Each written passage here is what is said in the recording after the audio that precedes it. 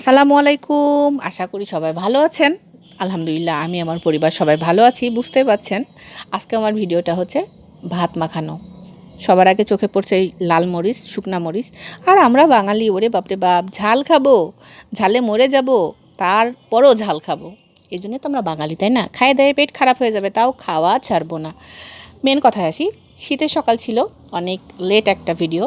তো শীতের দিন আমি বেশিরভাগ যেটা করি সেটা হচ্ছে যে হয় ভাত ভাজি, নয়তো ভাত মাখাই। সত্যি বলতে কি, আমরা তো মধ্যবিত্ত মানুষ, আমি তার থেকে অবশ্য নিচু লেভেলের। তো খাবার দাবার নষ্ট করাটা আমার ছোটোবেলা থেকে পছন্দ না। আমি সবসময় চেষ্টা করি খাবারটা যেন নষ্ট না হয়। আর শীতের দিনে তো নষ্ট হওয়ার কোনো প্রশ্নই ওঠে না। এজন্য বেশিরভাগ সময় আমি ভাত মাখানোটা করি। অবশ্য আপনারা যারা আছেন আমার মতো ভাত মাখানো পছন্দ করেন, অবশ্যই কিন্তু আমাকে জানাবেন কে কে আমার মতো আছেন, ভাত মাখানো পছন্দ করেন।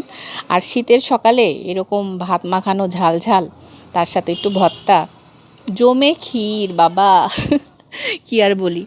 তো এই ভিডিওটা কিন্তু আমি করছিলাম, ভাতটা কিন্তু আমার ভাবি মাখাচ্ছিল। হ্যাঁ, ঢাকাইয়া ভাবি আমার অসাম রান্না করে, অনেক সুন্দর রান্না করে। আমি পারি না এত সুন্দর রান্না করতে।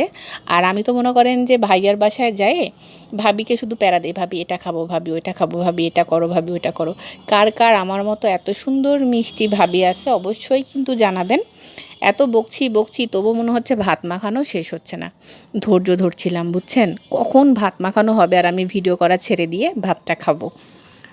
আরেকটা জিনিস, সেটা হচ্ছে যে আমি তো নিজে খাবার নষ্ট করি না। আপনাদের সবার কাছে রিকোয়েস্ট থাকবে, আপনারা কেউ খাবার নষ্ট করবেন না। যদি এমন হয় যে খাবারটা মানুষকে দেওয়া যাবে না, অ্যাটলিস্ট পশু পাখিকে দিবেন, তারা খাবে, তাদের রিজিকে থাকবে। তবুও বলবো অবশ্যই আপনারা ভাত নষ্ট করবেন না। কারণ আমার মনে হয় যে ভাত মানে নিজের যে রিজিকের একটা ব্যাপার, আসলে এটা অনেক সৌভাগ্যের ব্যাপার। কতজন খায়, কতজন খায় না, ব্যাপারগুলো ভাবলে খারাপ লাগে। তাই যতদূর পারবেন ভাত নষ্ট করবেন না।